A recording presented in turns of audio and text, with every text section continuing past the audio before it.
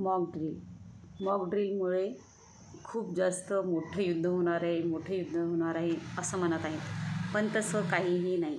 आपल्या देशात जर युद्धजन्य परिस्थिती निर्माण झाली तर आपण काय सतर्कता पाळली पाहिजे, आपण कसं जागरूक राहिलं पाहिजे, यासाठी घेण्यात येणारी एक छोटीशी टेस्ट आहे, त्याला आपण मॉक ड्रिल म्हणतो. तर आपण ह्या मॉक ड्रिलला आपल्या प्रशासनाला जास्तीत जास्त सहकार्य करून मॉक ड्रिल चांगली पार पडावी असं सहकार्य सर्व नागरिकांनी करावे अशी मी त्यांना विनंती करते. खूप मोठे युद्ध होणार आहे असं काहीही नाही, कारण जो देश पूर्ण गेलेली केस आहे त्या देशाला आपण घाबरायची गरज नाही. तर त्याच्यामुळे आपल्या प्रशासनाला सहकार्य करा आणि तुम्हीही सतर्क राहा, जागरूक राहा. मॉक ड्रिल चांगल्या प्रकारे पार पाडू द्या. खूप मोठं काही युद्ध होणार नाही, कारण आपली भारताची इतकी मोठी इंडियन आर्मी आहे की आपल्याला धक्कासुद्धा लावू देणार नाही. तरी पण आपण त्यांना सहकार्य करू आणि त्यांना युद्ध लढण्यासाठी पण खूप मोठी शक्ती प्रदान करू.